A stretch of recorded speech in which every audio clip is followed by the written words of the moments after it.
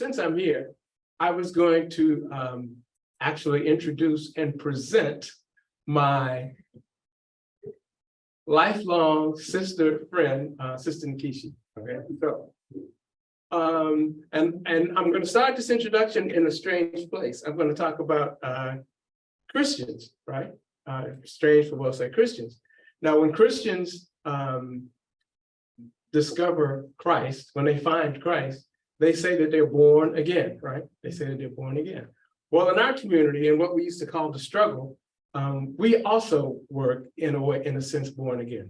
In 1975, when I discovered that I was an African, you know, after years of not knowing, when I discovered I was an African and what that meant, I became born again.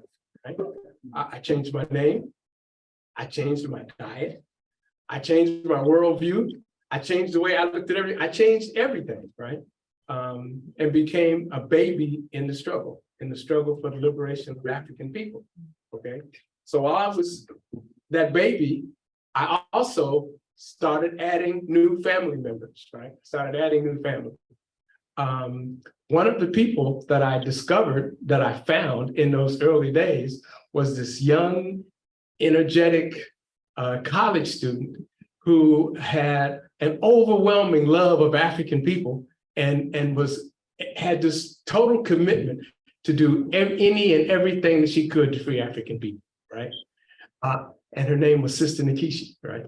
And she hasn't changed, except she's no longer a college student, right?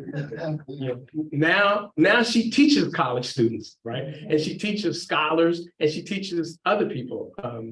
She teaches us, she teaches everybody what she knows, what we need to know, what we need to hear about ourselves and about our reparations. Okay? So as I said, we joined the struggle at about the same time. I was a little earlier than her, so she became my little sister in the struggle. But what happened is my mother only had two boys, me and my brother. And so I never had a biological sister.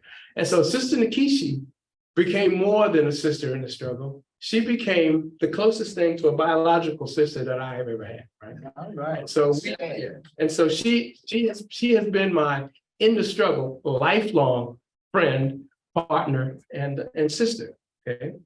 The struggle took me away from DC, our native home, took me away from DC and moved me into California. And so from afar, I supported and followed not everything, but most of what the sister did. I tried to support everything and followed her, right? And her accomplishments are much too numerous to mention here, but I am going to mention a few. You know, but she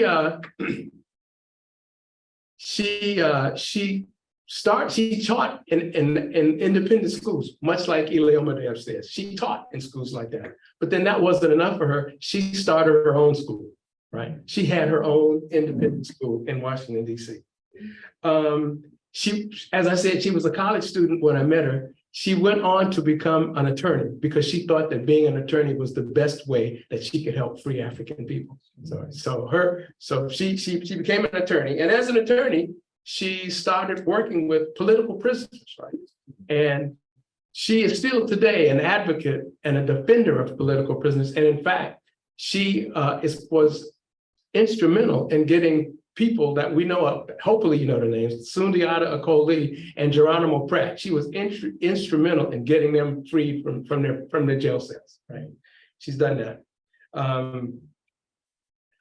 When she was a leader in the Republic of New Africa, an organization that I was a part of, where we started out together. She was a leader in the Republic of New Africa. And with the two presidents, the two people that were presidents of the Republic of the RNA, Imari Obadeli and Chokwe Lumumba, the three of them with Sister Nkechi co-wrote a book on reparations. It was called Reparations, Yes, I think. Mm-hmm. Reparations, Yes, right.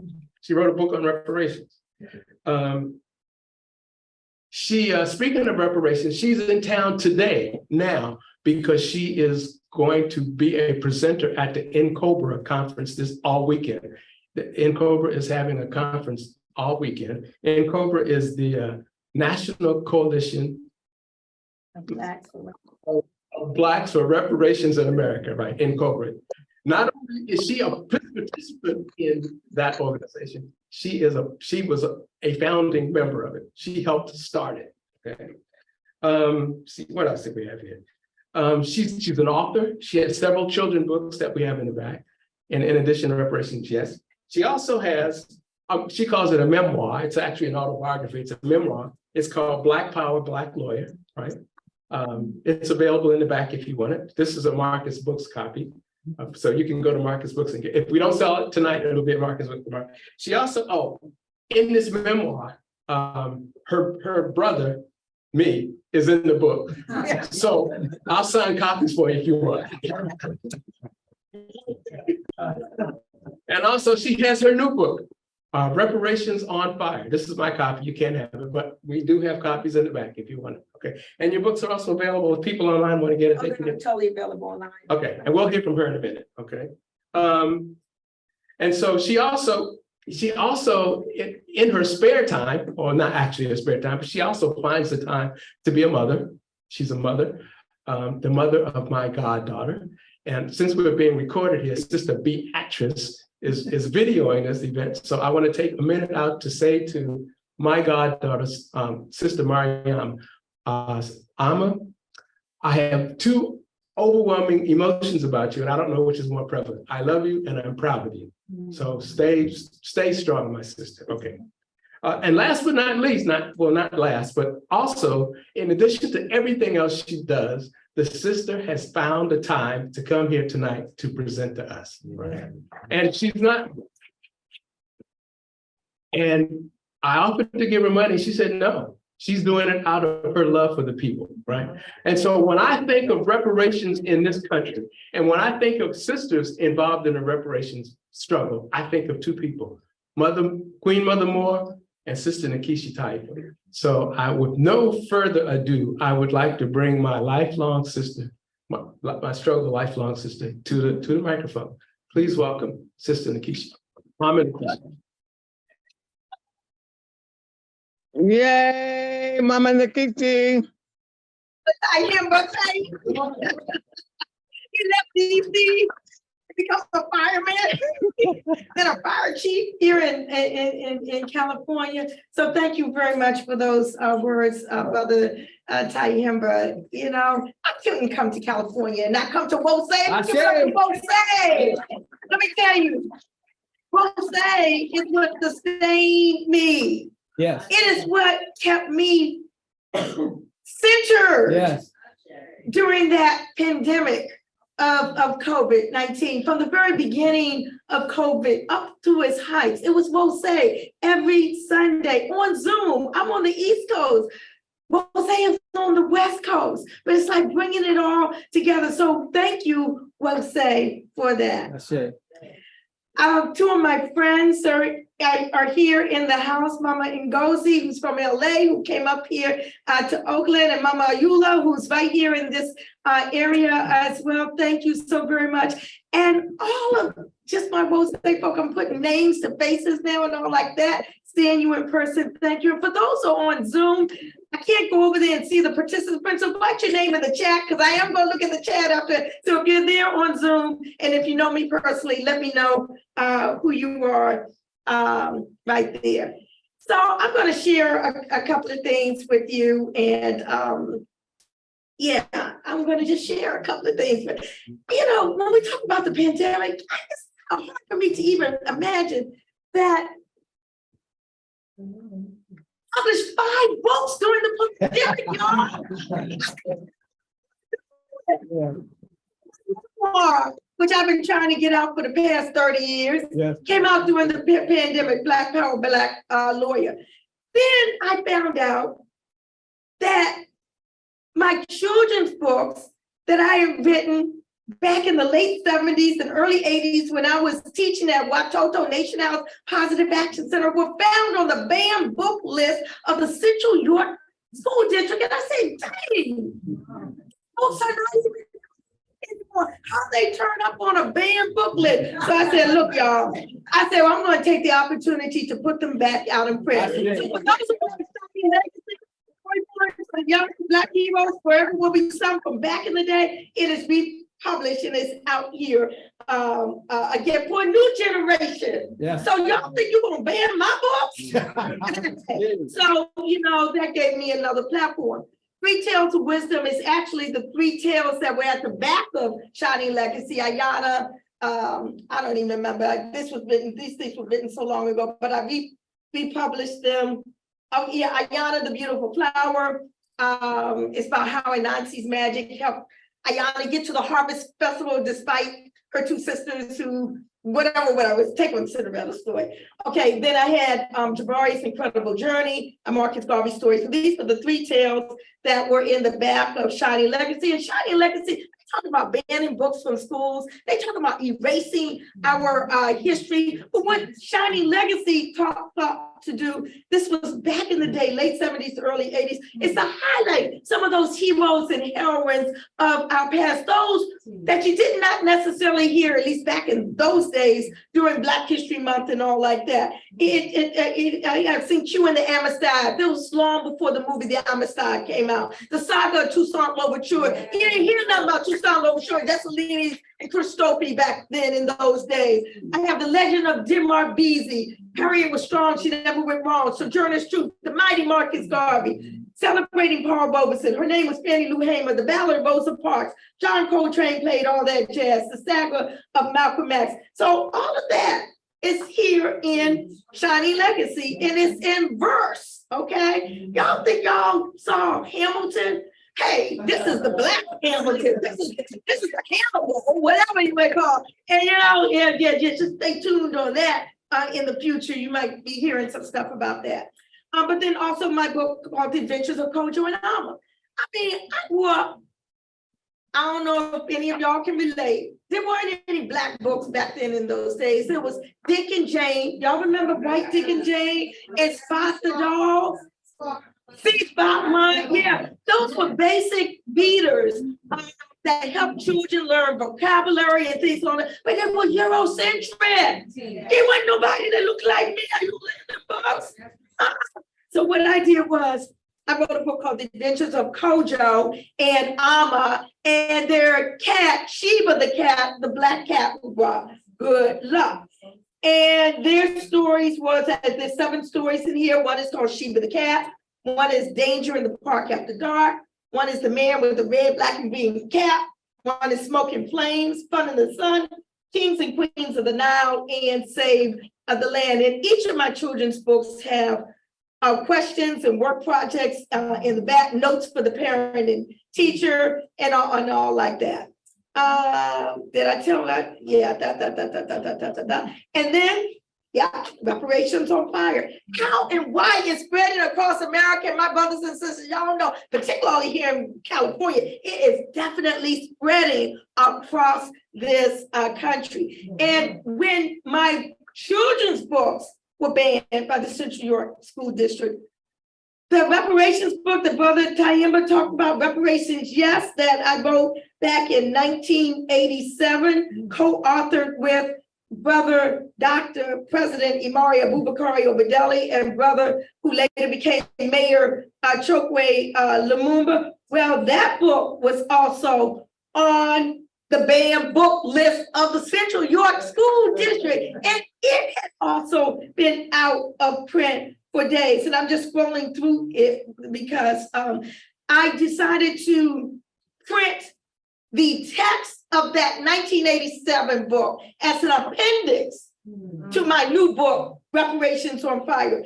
And that total title, if y'all know anything about Brother Mario Badella, you know this title came from him, but it was called Reparations, yes, the legal and political reasons why new Africans, Black people in the United States should be paid now for the enslavement of our ancestors and for war against us after slavery. That was the title of the book, Reparations.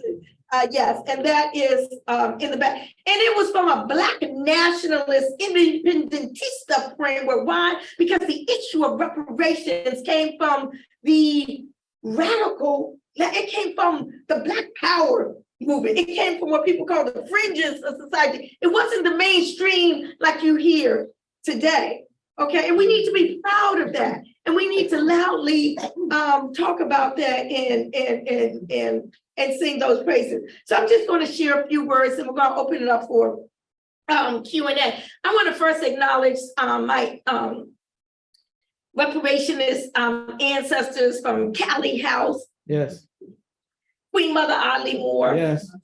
Imari Bubakari over there. I Yes. was just looking for my, oh, There's okay, one on this the is table. good enough. Yeah. Because it is those shoulders Yes. that I stand on. I sat at their feet Yes. and I learned from them. I sat at Brother Taifa's feet and I learned from him. And then he abandoned us in DC to come to Oakland and become a fireman and left all his dashikis behind. But as he said, we always stayed in touch, my big brother. Thank you for everything. But I want to make sure that we understand that reparations is not history. It's not a thing of the past. It's about historical justice. And until justice is done, reparations will always be relevant, will always be a righteous struggle. The issue of reparations for Black folk in this country was once in the not too distant past, but once it was unthinkable by mainstream America as viable public policy. Much of the information about the enslavement era and all of its culpable parties has been buried for a very, very long time. Just as the bombing of Black Wall Street in Tulsa, Oklahoma, the massacre in Bozewood, Florida, and countless others yet to be uncovered were. And they're trying to erase the little bit that we do know. They're trying to erase that from the annals of history. But our history must not be buried. It must not be swept under the rug.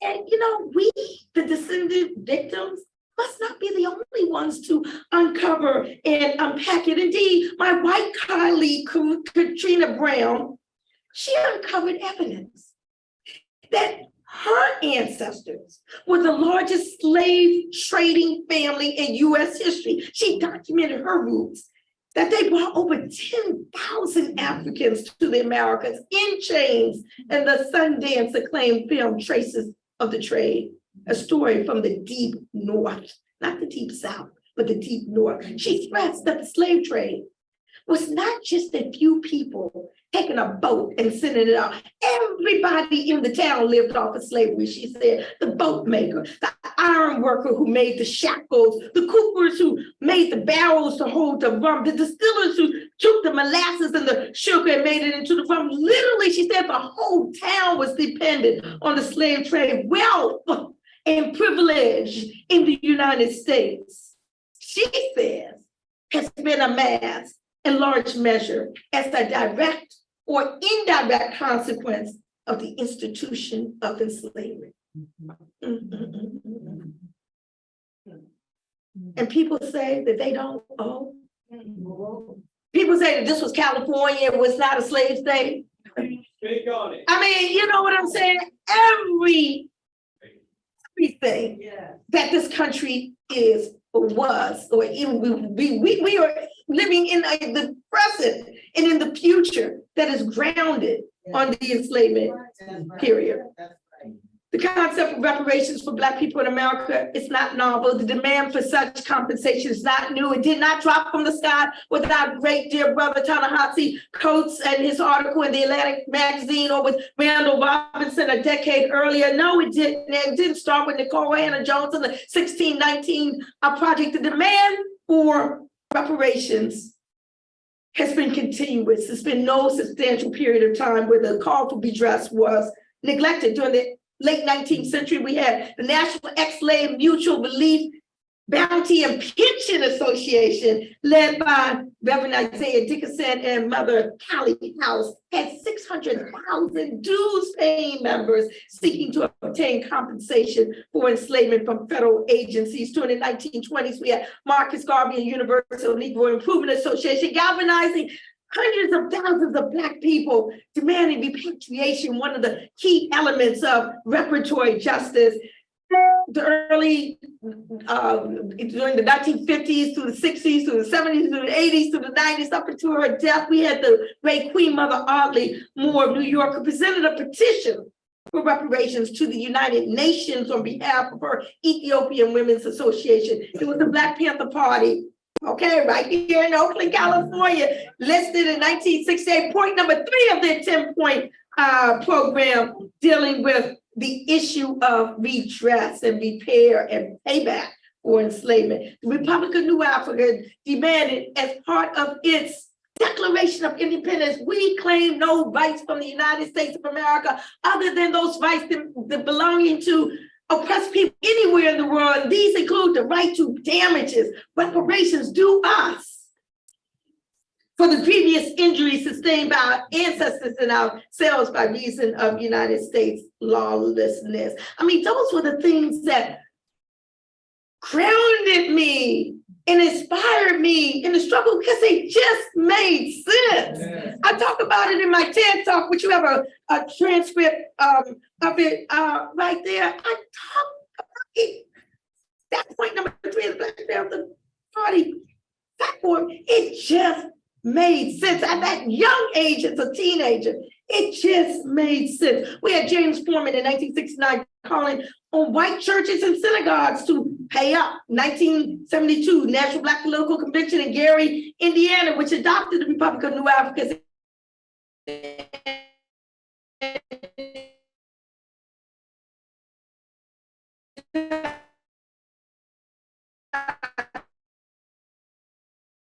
Depression, when these things were happening and being done, you know, these are the seeds, these are the roots to what we see today. California did not drop from the sky.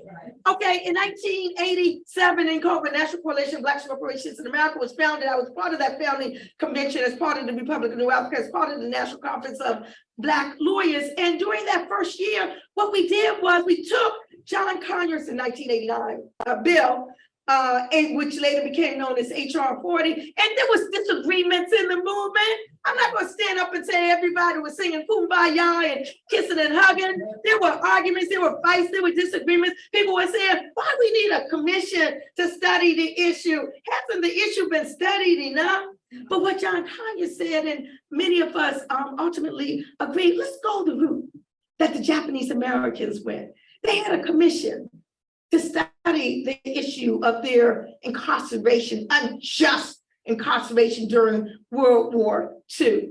And when that passed, then they had a commission to actually formulate the reparations that they that was given, which was $20,000 to each Japanese American detention camp survivor, a trust fund to be used to educate Americans about their sufferings during World War II, a formal apology from the United States government, and a pardon for all those who resisted detention camp internment. And we said, what if they could do it for the Japanese Americans? And all this was happening at the same time. 1987, NCOBRA was formed. 1988, the Civil Liberties Act of 1988 was passed, which Reagan signed, which granted reparations to Japanese Americans. 1989, what became known as HR 40, patterned off of the Japanese American bill. But the beauty of it is that at that time, 30-something years ago, HR 40 wasn't asking for any red sentence. So when Ta-Nehisi Coates interviews me for his article,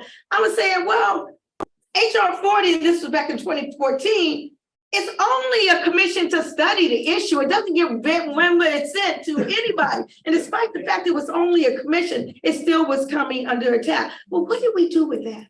We went around to churches and sororities and fraternities and Black professional organizations and civil rights organizations. We went to states and cities and municipalities, and we said, endorse HR 40. It's only a bill to create a commission to study the issue.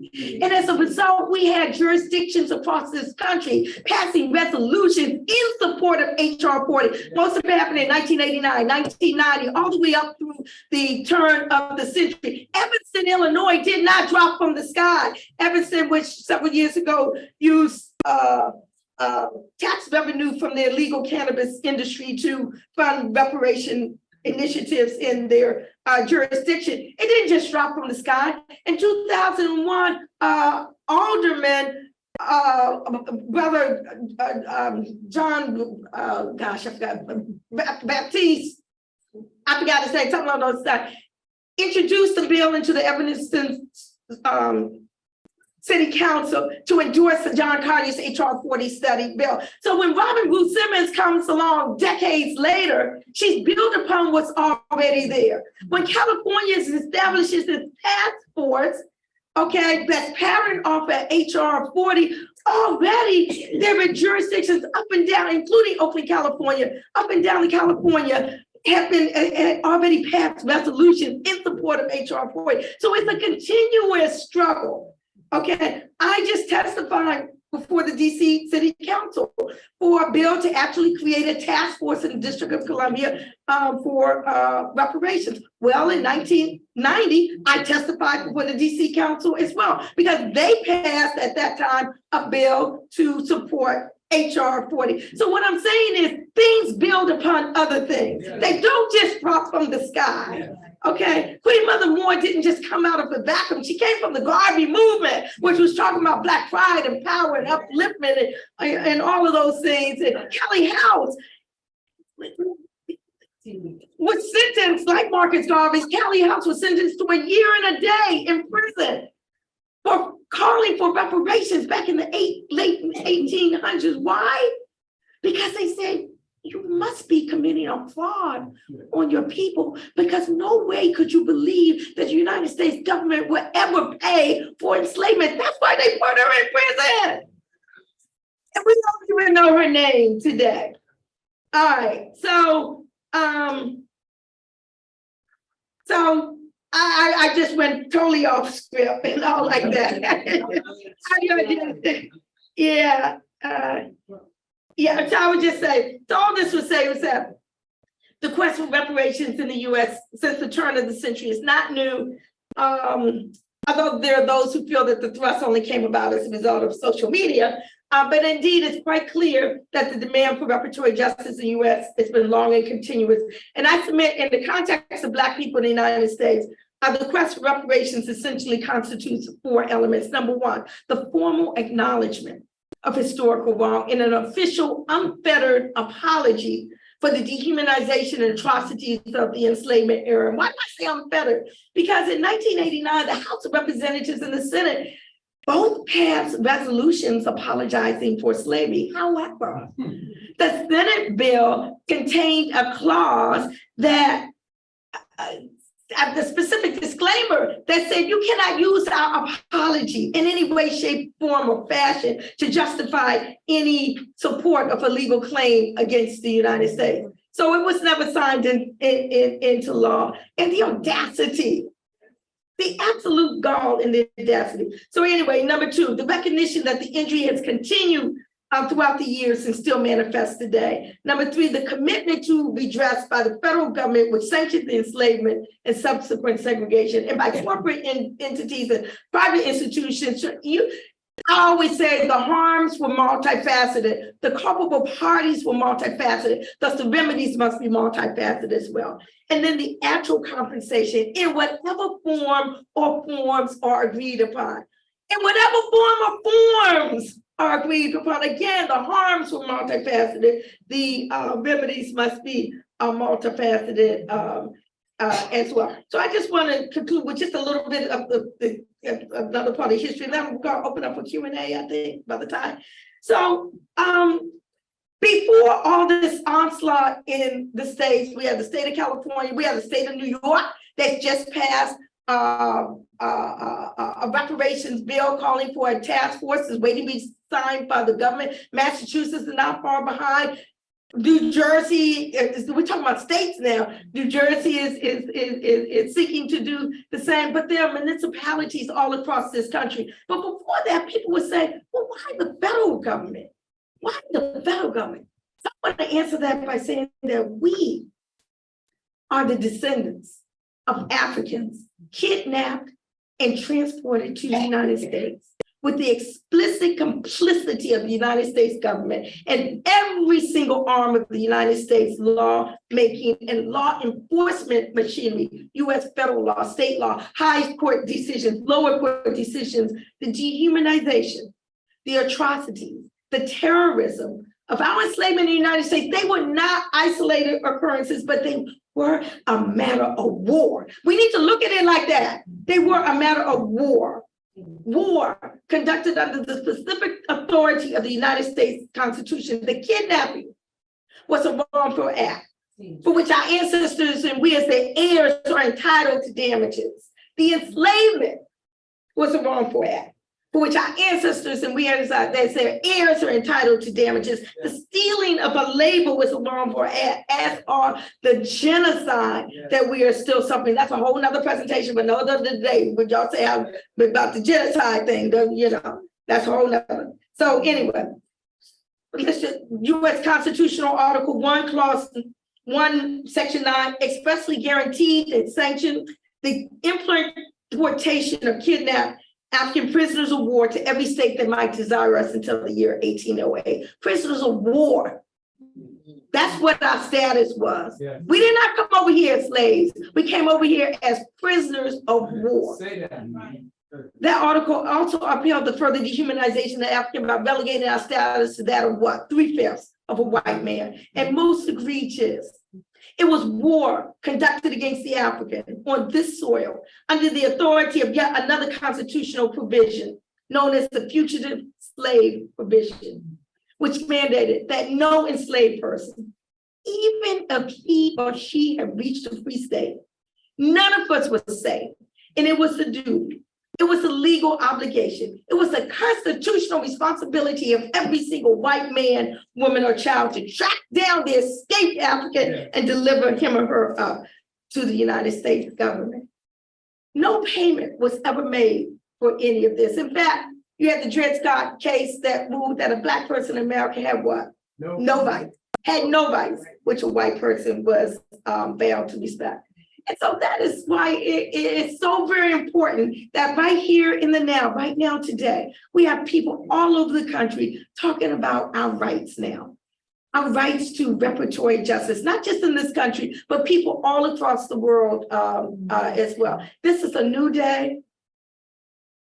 And we are rightfully bringing up issues that have been buried for a long, long time. Let's all be part of the struggle. Let's all be part of this effort to get what is rightfully ours. Reparations now, reparations forever.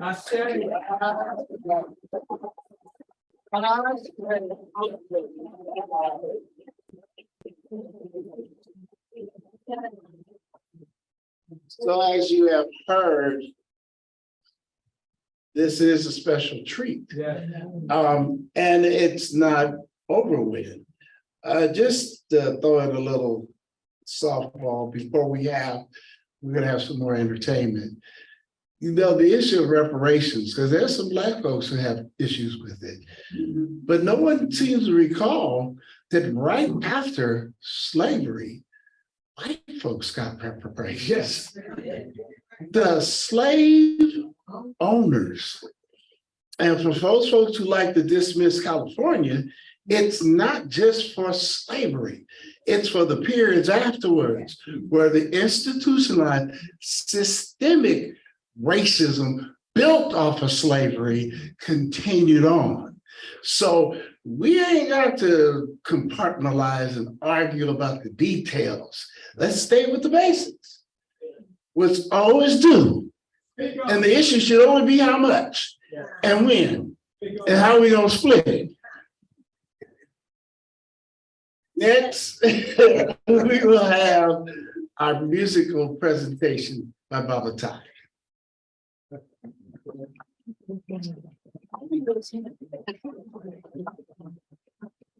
Greetings again, Mose. Actually, it's not a musical presentation. I was kind of shocked to see my brother, who's going to be playing the cool run, come limp in on crutches. So I asked him if he's good. He said, "Yeah, I'm good. I'm good." So we're going to do it. So what we're going to do is some of you will recognize the brother. His father is a longtime member of WOSA. He's in the front row here, Brother John Curtis.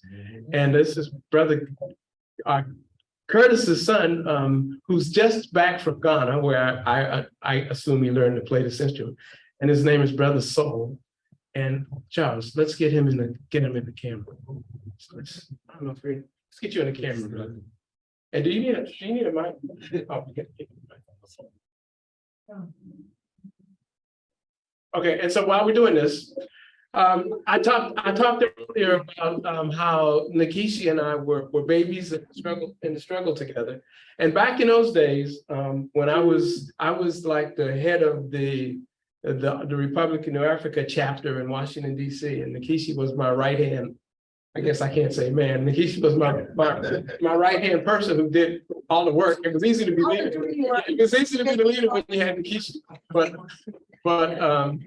But back in those days, Nkechi used to do this point that was one of my favorite poems ever. I don't even know if she remembers it. I won't ask her to do it now, but it was called Rebirth. He used to do this poem. Yeah. And so whenever we did a lot of programs similar to this. Yeah. You know, we never had anybody as influential as Mama Nkechi come speak with us, but we would have people come and we do programs. And so I'd always ask her to do this poem, and she would always do it. And so now I want to turn the tables on her and do an original poem of mine for her. Okay. And I'm going to have the Kura as a background. All right. I don't know.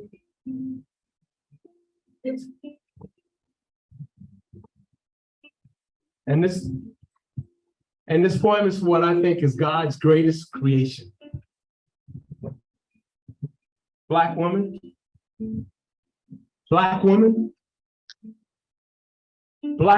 when I look into your eyes, let me tell you what I see.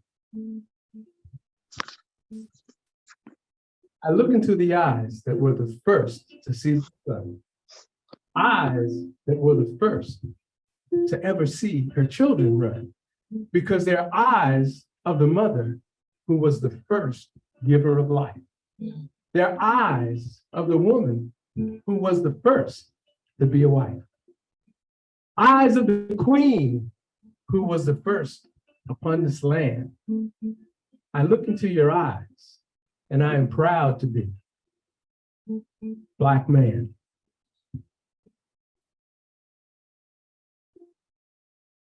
Black woman, when you speak to me, let me tell you what I hear. I hear the quiet regalness of Queen Hatshepsut sailing a barge on the Nile. I hear the earthiness of Billie Holiday, a voice with grace and style. I hear the power of Queen Nzinga and Golden's in form. I hear the confidence of Harriet Tubman leading slaves through freedom's door. I hear the pride of Nina Simone singing, young, gifted, and Black. I hear the defiance of Rosa Parks, who refused to move to the back. Yes, Black woman, when your voice is bitter or filled with rage, I understand. All I hear is your love. And I am proud to be. I'm proud to be. Don't keep going. I'll let you know. Black man.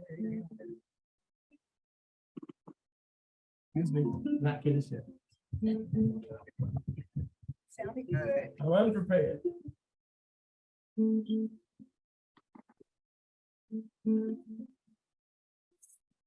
Black woman, when I look at you, let me tell you what I see. Blackness. Blackness like a warm, beautiful African night. The blackness of the original people who tried to do things right. Builders of pyramids and founders of civilization, mathematics, science, medicine, and who were the first to build a nation. Blackness, like the eons of Black women who have endured drought, famine,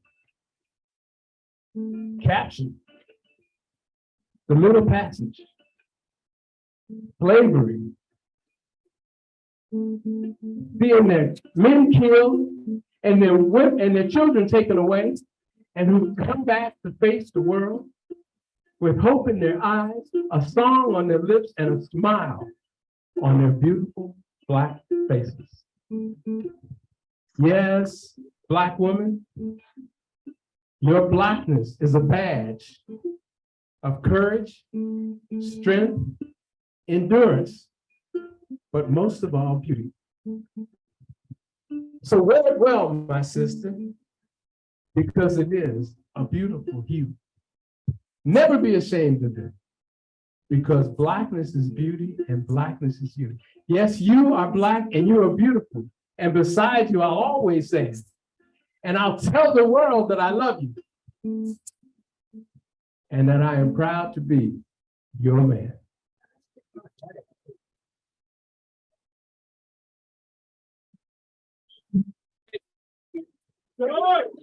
Thank you.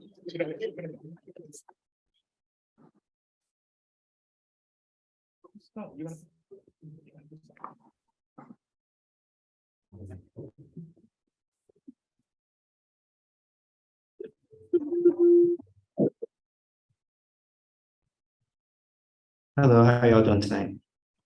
This evening. So I'm Brother Soul. I'm back from Ghana for 2 years. And my brothers and sisters out there said that I had to go and support them in their fashion shows, and musical tours, and record company, farming. So I'm creating a business where we charge our souls together and raise our frequencies with various activities so that I can raise money and provide for my friends in Africa.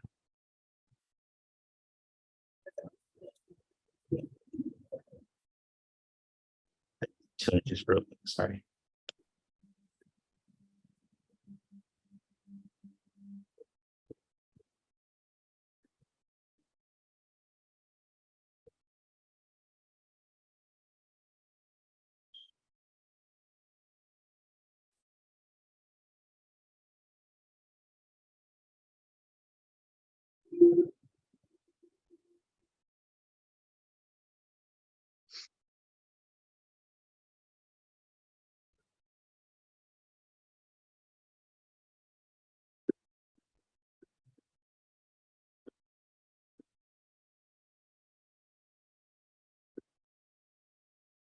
Just a second.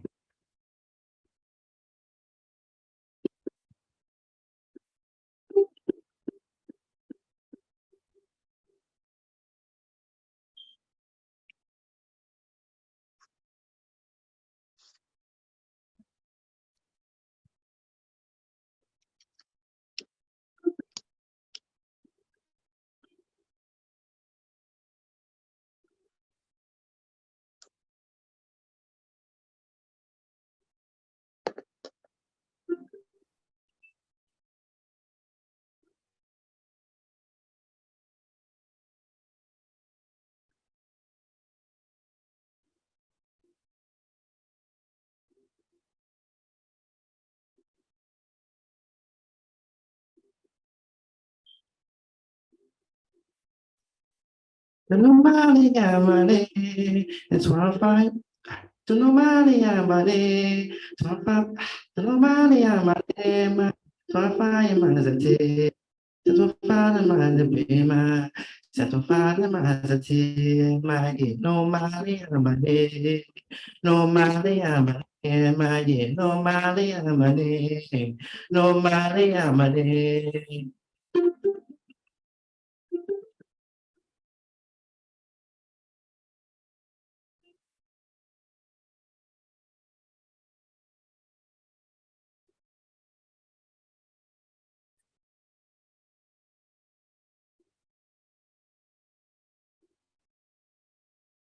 No matter money, money, 25 miles a day.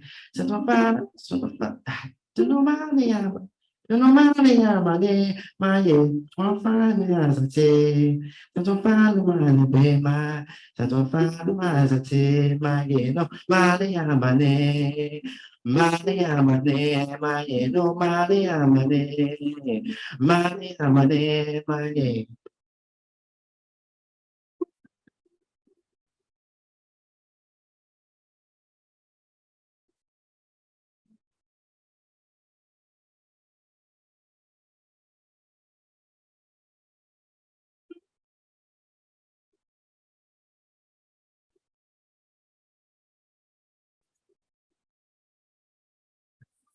Amane baye to fire mazate, the fire man beba, to fire mazate, baye nobody amane, nobody amane, baye nobody amane, Mali amane, baye nobody amane.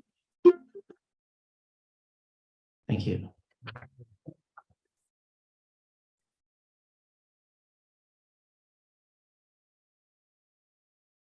One more, or?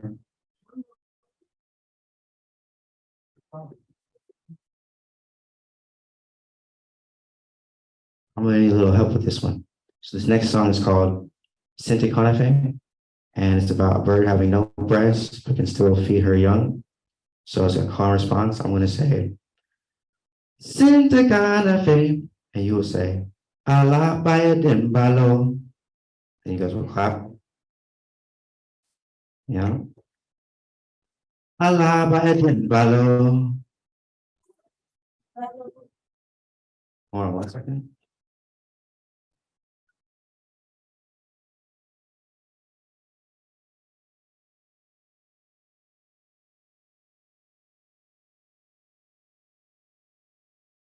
You say the response one more time? Allah Baya Dimbalo. Allah, why in Allah Baya Dimbalo. Dimbalo. Sente Conefe, Allah Baya Dimbalo.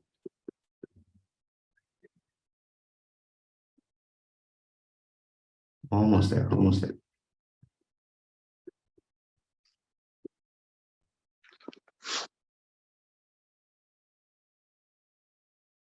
Allah, Baya, in Allah Baya Dimbalo.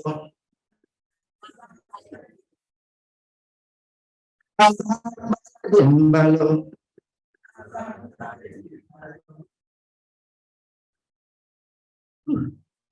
I just got these strings because I broke it and I had to get it replaced. So perfect tools.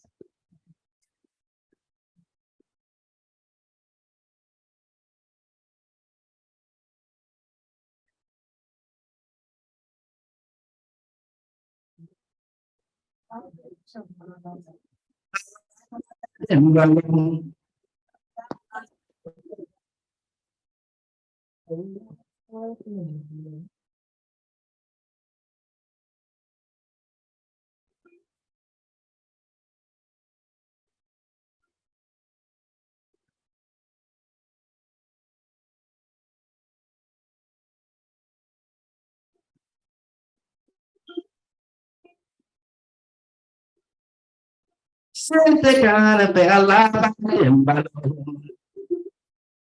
Sente Conefe, Allah Baya Dimbalo. Sente Conefe, Allah Baya Dimbalo. Allah Baya Dimbalo. Sente Conefe, Allah Baya Dimbalo.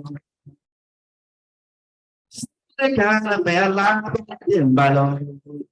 Allah Baya Dimbalo. Allah Dimbalo. Dimbalo. Allah Dimbalo. Dimbalo. Sente Conefe, Allah Baya Dimbalo. Sente Conefe, Allah Baya Dimbalo. Conefe, Allah Baya Dimbalo.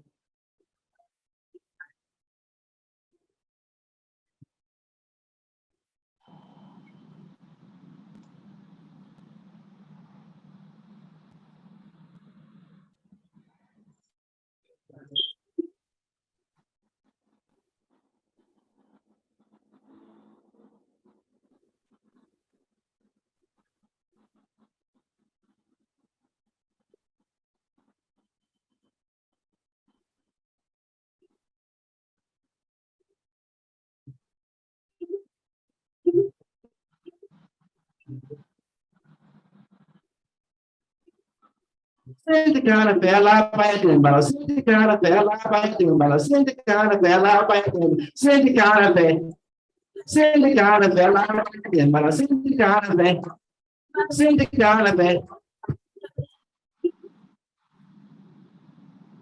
you.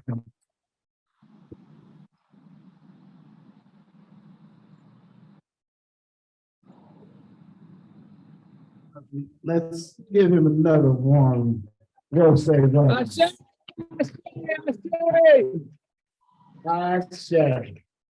So there are probably some burning questions, some information, because as we know, one of the reasons why books get banned is because they tell the truth.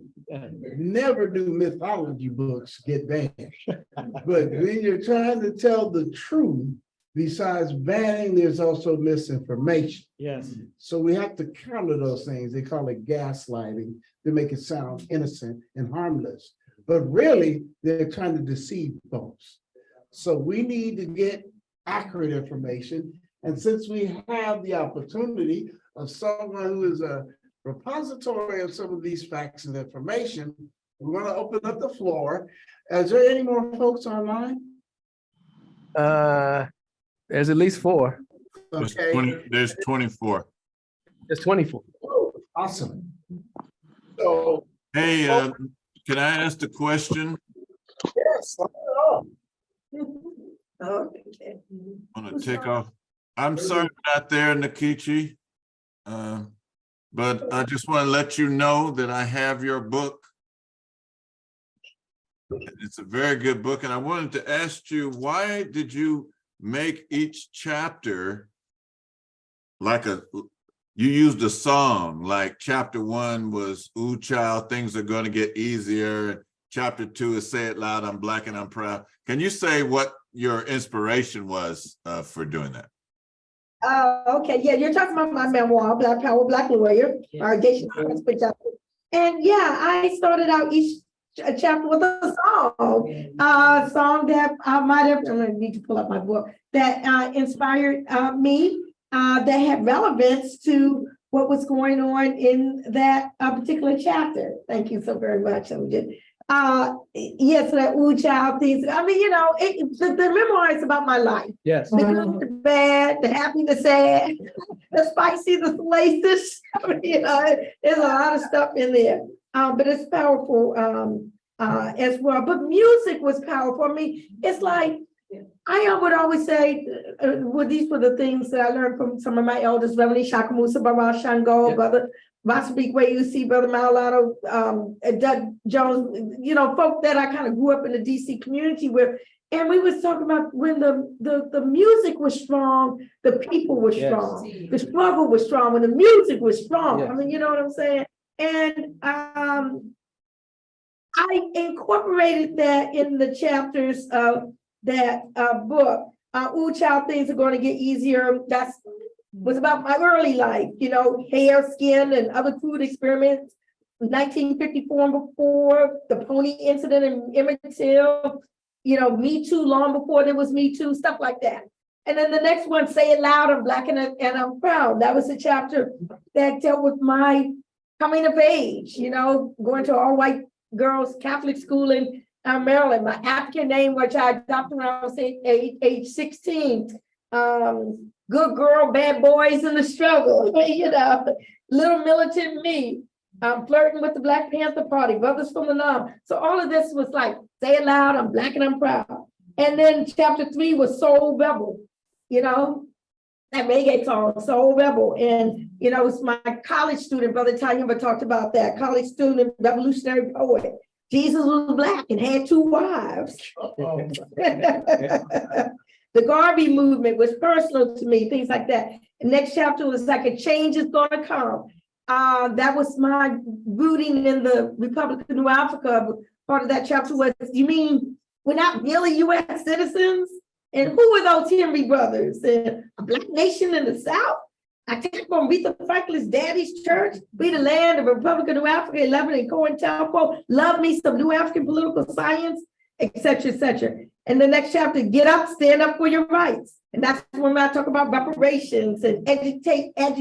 Y'all remember that? How you gonna make the Black nation rise? Agitate, educate, organize. Y'all remember that from the 70s? Okay, so anyway, sex, lies, and videotape. Free Southern Africa. Blah, blah, blah. And it goes on. What's going on? Every little thing is going to be all right. I feel good like I do that word. Fight the power. Tears of a cloud. So you're right, Baba, Minister Imhotep. Each chapter was prefaced by the title of a song during that time. Those were the days when songs were songs, y'all. Who can identify with that? You know what I'm saying? Hey, yeah. So thank you for the question, and those are the reasons why I chose to do it in that way, shape, form, and fashion. Thank you. Awesome. All right, is there someone here who would like to pose a question? It can be either about her books or as you or your reparations.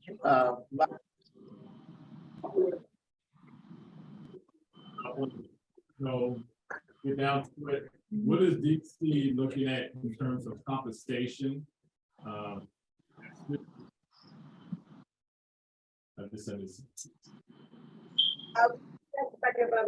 Desmond, yes, there is a bill that was just introduced into the DC City Council to set up a task force to study and make recommendations similar to what is happening in California right now. So it's not for the council member who introduced this and say this is what it's going to be, ABC 1, 2, 3, but to set up this task force that will look at the issues with respect to DC. As Minister Malley very correctly pointed out, reparations were in fact paid at the end of the enslavement era in DC. They just weren't paid to Black folk. Pursuant to the DC Compensated Emancipation Act, reparations went to the white slave owners. So there were over 100 people who testified last week for the DC City Council on all sorts of issues, and some of which was something that I didn't even know about until recently in my own community where I live.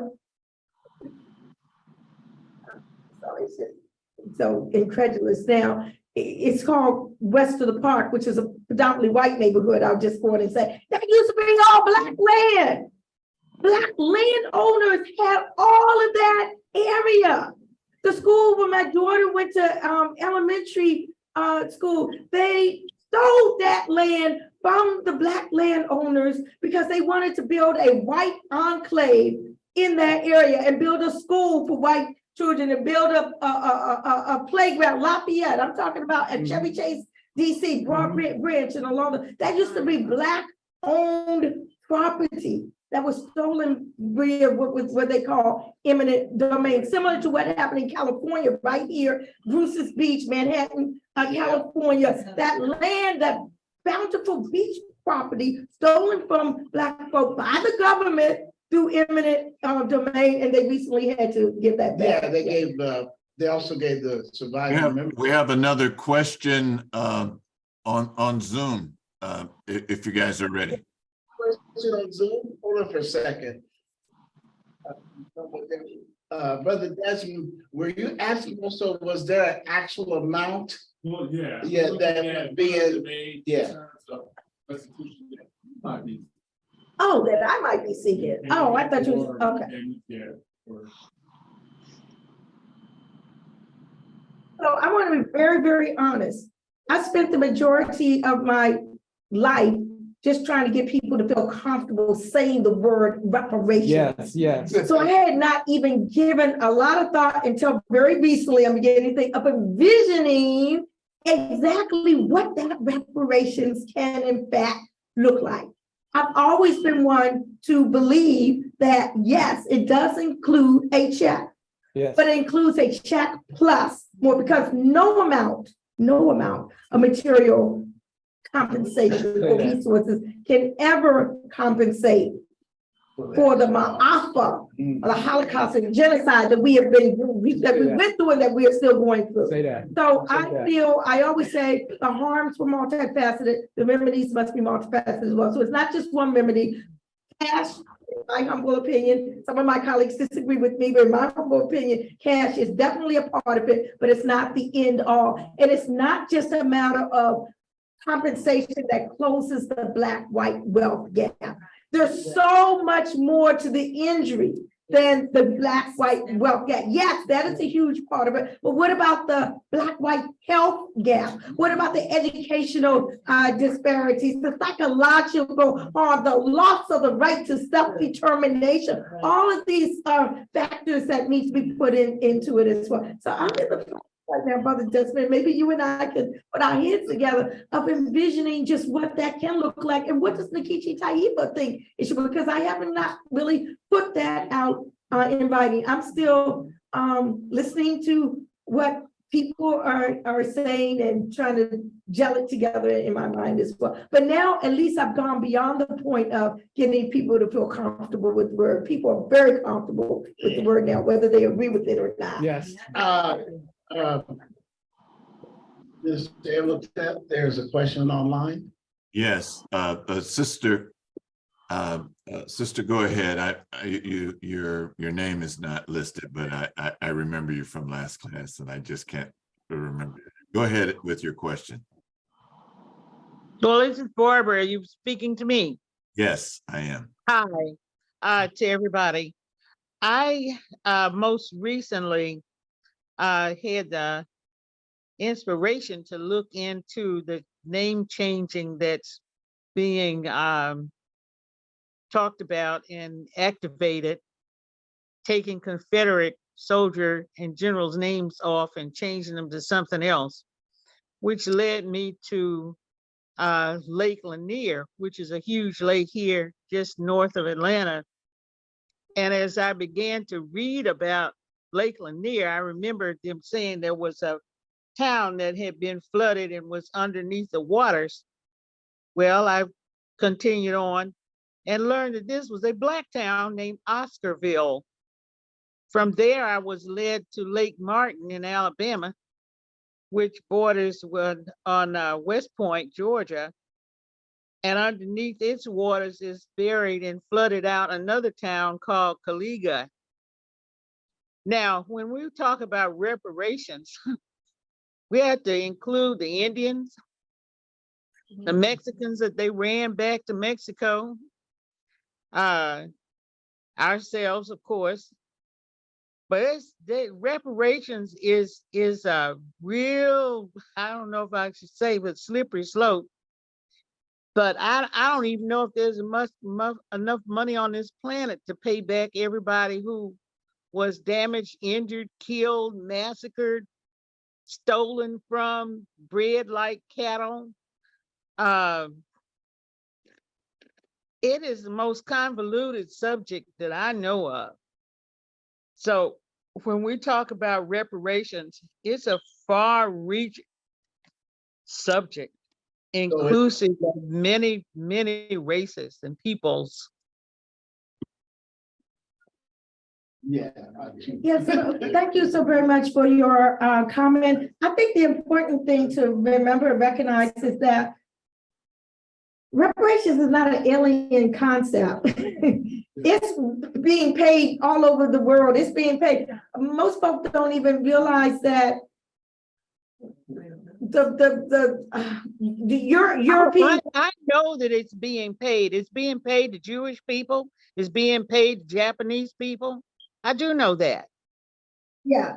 So I'm just saying that all the way up till the year 2015, the descendants of English folk, the white folks were still being paid. Their descendants were still being paid. In Haiti, up to 1947, Haiti was forced to pay reparations to France for the recognition of their own freedom. So, I mean, I'm just saying, so it only seems like when it comes to us, it seems like an insurmountable endeavor, but we need to not look at it in that fact. But the other thing I want to say is reparations is a negotiated settlement. It's not something that is going to totally compensate. As I said, no amount of resources can ever compensate for what they did to us. I mean, I'm just saying, so it's a negotiated settlement that the victim, that the injured party determines should be not something that the colonizer says, okay, well, we're gonna give you a scholarship. It's something that the injured party, agrees on. So thank you very much. I appreciate that. But I think that the more we learn about history and current history of what's going on now all over the world, we will see that our quest for reparations is not something that is something new or distinct or something that no one has ever done or heard of.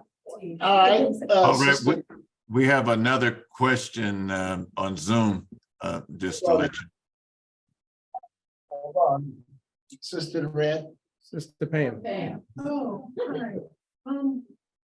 Reparations is a big issue and it's global. In England, the Oxford University, the Catholic Church, the Anglican Church, descendants of enslaved African Caribbean people, they have a commission all around every single Caribbean. They have reparations and they're asking France, Holland, Spain, Britain especially, and they have knowledge, but they're saying, we're sorry, but we don't have money. Oxford University has promised Jamaica money. They promised Barbados money. The Anglican Church, the Catholic Church, and many descendants of enslaved the colonists, the colonialists, they're paying up money. And in my particular country, Barbados, our prime minister, she went to the White House and she went to the European Union and the European everything, and they have promised to pay. And they are, but it's of course a long process, and they're asking for money not for individual people, but for the countries to be given money for industry, education, schools, roads, housing, all kinds of things. And they have promised to pay, but of course it's a process. They've even, in the Barbados, they've sued ancestors of slave owners that exist now. In my country, they've taken buildings from the colonialists, their ancestors that are that they're asking, and they're going to get it. In 2000, they had a whole commission in England. They went to South Africa, they went to Barbados, and they threw out all the white people out of the conferences because it got really Heated. yes, heated in it. But they are paying. My prime minister is going everywhere she can to get money to rebuild our country. Well, the whole Caribbean is doing that. Haiti, everybody. So they have to pay. Very informative. Let me, I know, I see him, but what I want to also kind of request, we want to ask some questions for information. A lot of folks have information they want to provide, but that would keep us here for the next couple of days. What I would want to encourage is folks to ask a specific question that will allow either Nkechi or if somebody else might have a little bit more information to respond to, okay? Because there's tons, just like what this sister just shared, that folks have in terms of information. But this session is more to encourage some people that aren't informed to have some questions that can get them informed. All right, so can we kind of guide it that way? All right, we have a question, Minister, on Zoom. Yes, come on with it. Sister Keisha, go ahead.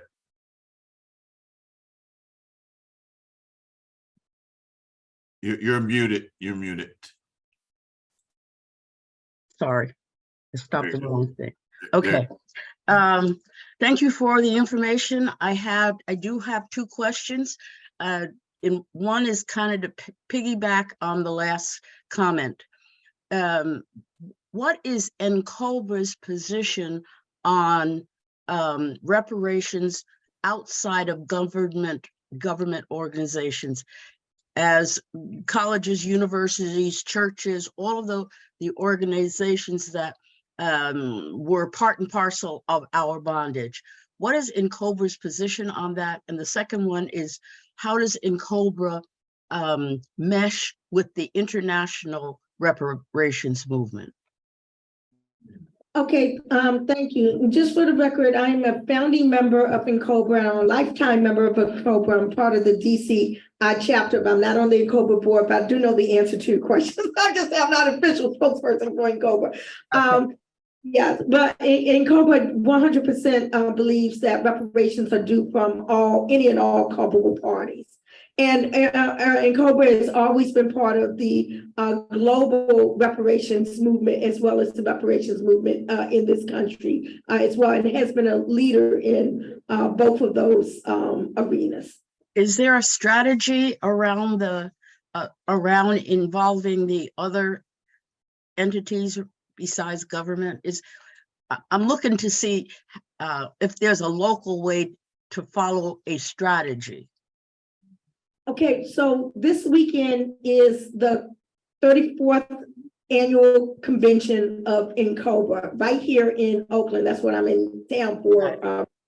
So you're welcome to come and hear from the people who will be presenting there, et cetera, et cetera. They will be strategizing and all of that sort of thing as well. But I just want to say that there has been so much activity since 2020 in the reparations front, whether it's in the federal level, whether it's on the state level, whether it's in the local level, whether it's corporations and industries, whether it's academic and religious institutions or private estates.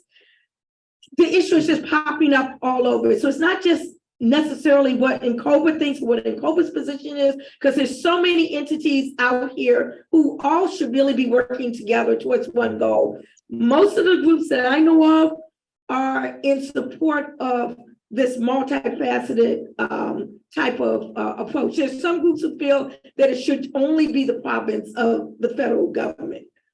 Okay, but again, the harms were not just the federal government. The harms were very multifaceted. I said there earlier in my presentation, Katrina Brown, my white colleague, whose slave-owning family brought over 10,000 Africans over here in the North, not in the South. She said basically the whole town lived off of slavery, off of the enslavement, off of the profits. They weren't in the South, but they were all connected. So there's culpability all over the place. So I'm not sure where you are. If you're in California, if you're in Oakland, you might want to come to the NCOBRA conference.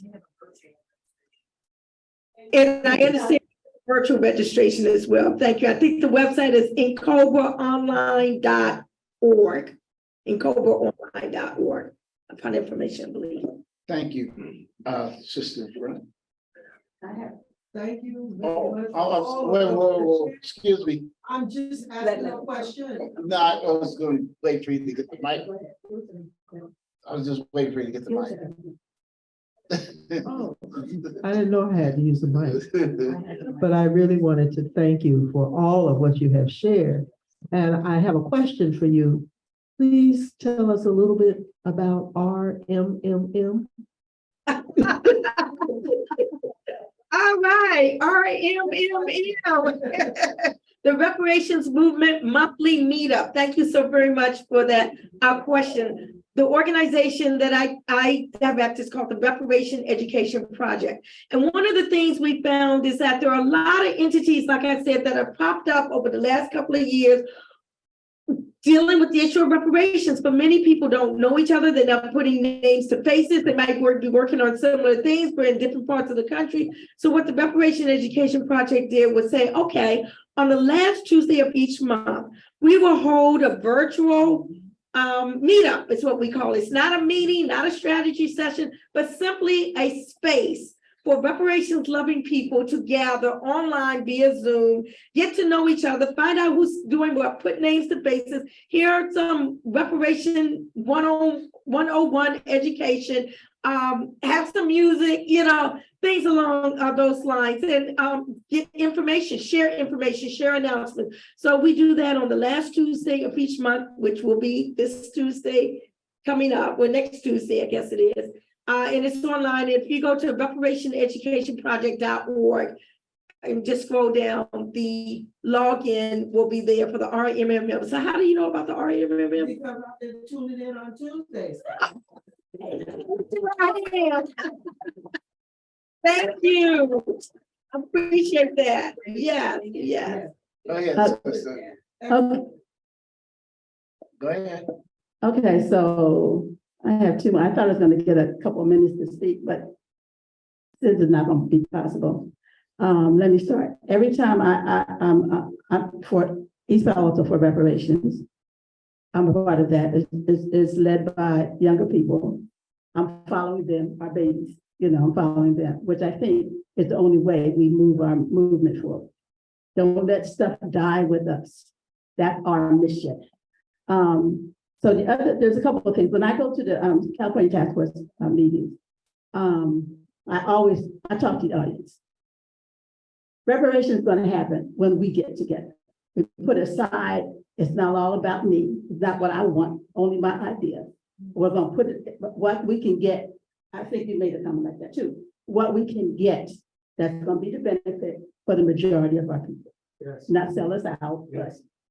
you know, and means I'm not going to get everything I want. Yes. Okay, I have my ideas. I've been working in the movement as long as you guys have, you know, over 50 some years. Okay, so that's what I say when I go. I don't kind of debate the issues. I'm saying, let us get together. Okay. Now, this movement that reparations situation, I'm following with the young people, and they've got attitudes about older people. They're saying, what did you do? What are the outcomes of it? In East Palo Alto, we lost everything. We had school from pre-school to college. We almost changed the name, but only by a few votes to Nairobi, California. I remember that. Okay. Health center. You know, we had all of these things. The problem is, and this is something I'm sending to you all too, to answer the question, if we were to do it over again, what would we do? What we correct? And people don't want to do that. They're getting ready to do a Nairobi reunion, whatever, this weekend. And it's usually about, oh yeah, we had this and we did this. And remember so. Oh yeah, remember he mouthed this, you know, and I got the stories, you know, I'm gonna read this book. But we have to do more than that. You know, we have to analyze, how did we lose this? Why don't we have buildings in each city that we own and control? We always have to go to other things and do our farms and stuff like that. So, and it's not, to me, it's not a criticism. When I go out, I want to know specifically, there's young people that's following the path. So the thing with reparations is unity, old-fashioned, functional unity that we always talked about. I don't know, I guess all leaders have egos. I'm learning things, right? Male or female. We need to figure out how to get this together. So the question, I guess the question is going to be is, how did you feel we can get unity to get what you worked for so many years for? Now, I was a member of Cobra, just a member. I wasn't working for reparations until just recently. Okay. So I'm very pleased with history and the work that people have done. I'm very pleased with Black people. I love my people. You know what I mean? So we need the question, please. Okay, the question is, what is your view on bringing the disparate views on reparations so that we're not fighting each other? It's ridiculous. Stop it. You know, not fighting each other, and that we can move things along. California study for 2 years. So There's a 500-page report. question, Look at it for We- California. we need to get- Reparations task force. sister, that's what we're trying not to do. I hope I don't sound rude, but we really, I'm not gonna talk on it. No, So anyway, this I is think- not the What do you think about unity? How can we unify specifically? What do I need to do? What does she need to do? And the people in Cobra need to do regarding other reparations? What do you think? Okay, thank you for your question. I'm learning a lot. Well, but actually, that was what the solution, what I was gonna say. I think we all need to respect each other. We can agree to disagree. No movement is monolithic, okay? There are differences, but it's how we handle those differences that I think are key. Do we handle them respectfully or do we handle them disrespectfully? There's a lot of disrespect in the movement. What does that mean, disrespect? Well, if you've been following the California Reparations Task Force, just look in the chat will show you what I mean by disrespect. Yeah. I mean, I'm just gonna just say that, yeah. There's been a lot of disrespect. There's been a lot of maligning of people as opposed to the politics. There's been a lot of personal attacks. That's what I think needs to stop. We need to deal with the issues and not with the people. Okay, and I think that we need to learn from the past. All of those who were around in the 70s, y'all remember the COINTELPRO and the FBI and what was going on with that. And at that time, we knew that something was happening. We didn't have the evidence. We didn't have the proof. We have it now. And we need to just make sure that we don't fall prey to those tactics that divided us. Okay, because what the government would see is that we were at each other's throats, and then what they did was they sought to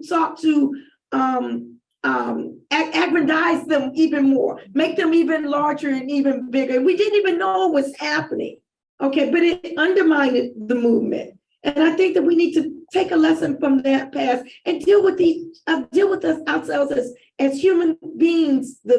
What was the brother was saying, the divine in the rap, they were sort of the divine human beings that we are, as opposed to personal attacks on each other. We need to just deal with the politics and the issues and not attacks on people. That's how I think that we can unify. And we're not just talking about one organization. All of us need to do that. So that's just what I think. okay.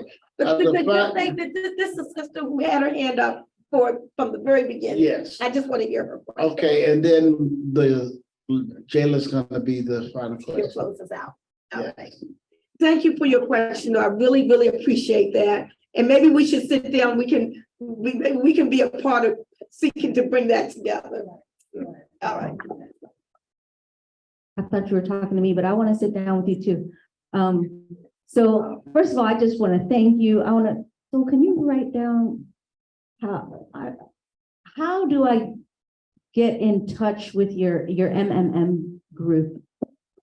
Yes, so our MMM, the Reparation Movement Monthly Meetup. If you go to reparationeducationproject.org, and it should be on the little pamphlet that I handed out, that website, go to that website. Yeah, that website that's on there somewhere. Yeah, Okay. Go there and it will have the login.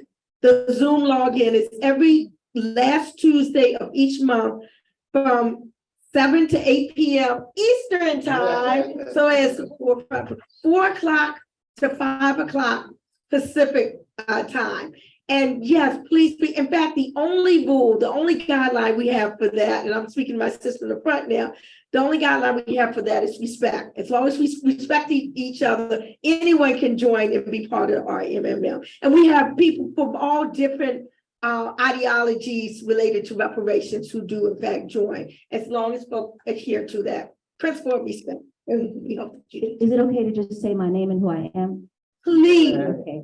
So I'm Yasmina. I'm the founder of the African Roots Social Club, and we're focused as part of the United Nations Permanent Forum on People of African Descent. I was there in Geneva, Switzerland. Okay. I was in New York. And we're part of the specific part of the United Nations Permanent Forum that deals with the cultural contributions of people of African descent I'm part of also First Repair with Robin Ruth Simmons, talk to her, regularly about the multi-pronged approach. So that's one thing I want to say, the multi-pronged approach that everybody needs to figure out how to get what we can get, however we can get it, and don't give up on the check, don't get confused, because Chase Bank, churches, other major organizations are getting money for reparations and spending it on themselves. So don't get confused, get that check first, and then get creative about whatever else. But people will try to have the reparations go back to themselves.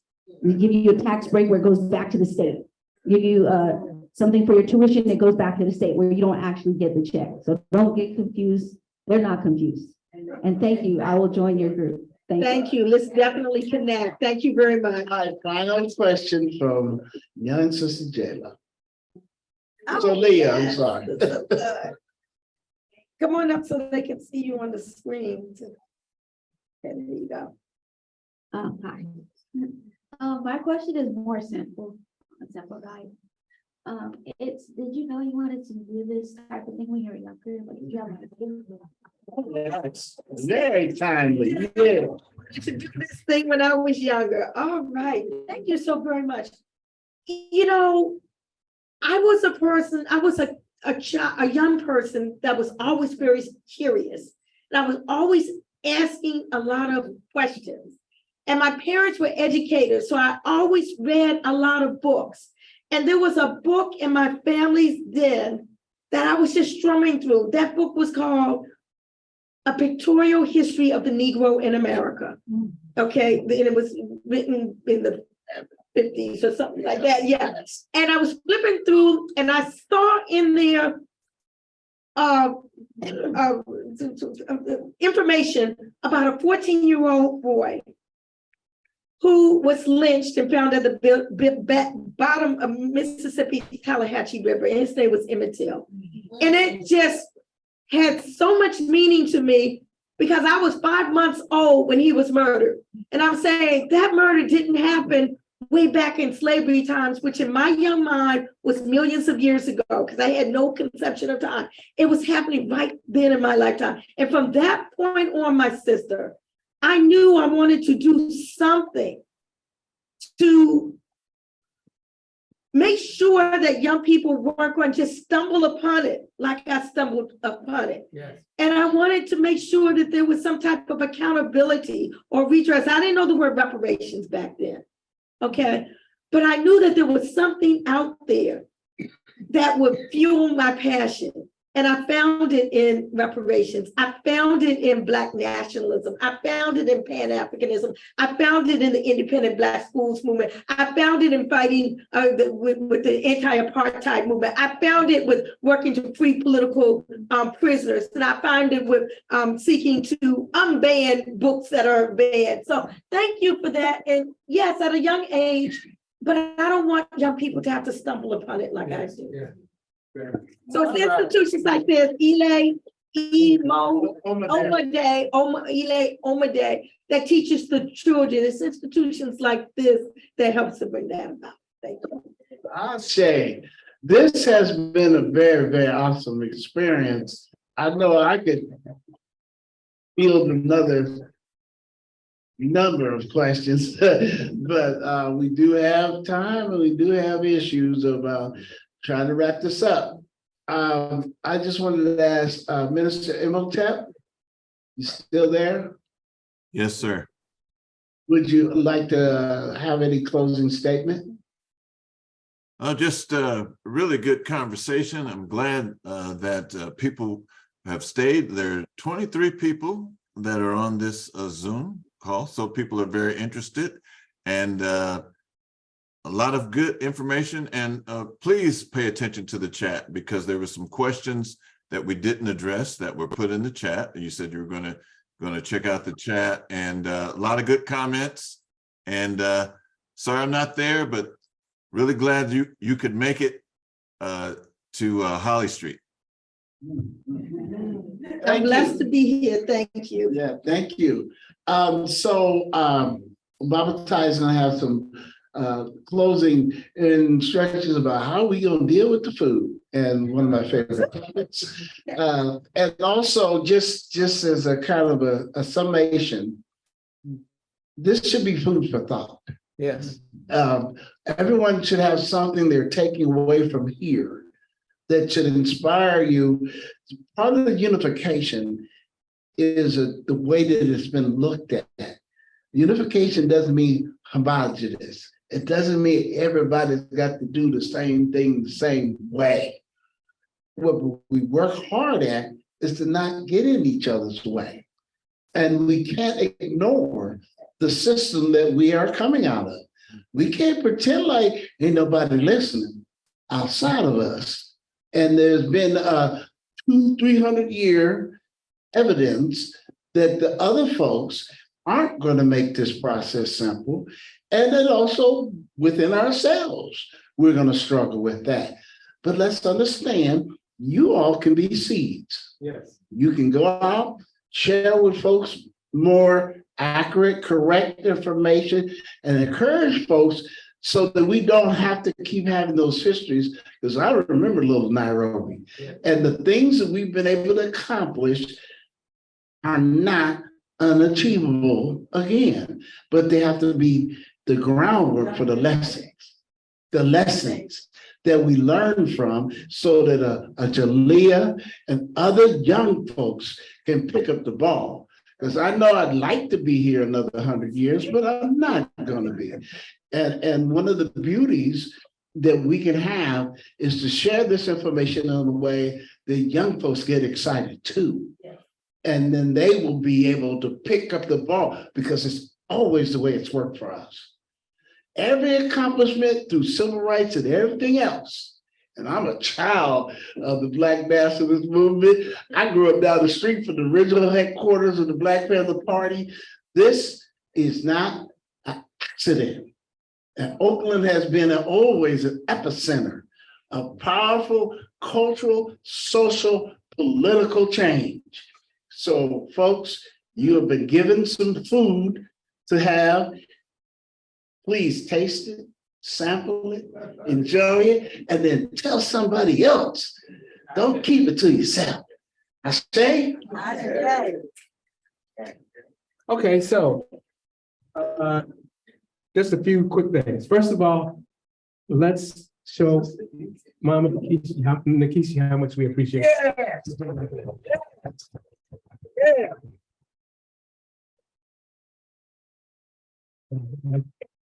And by the same token, let's show Mally how much we appreciate the fact that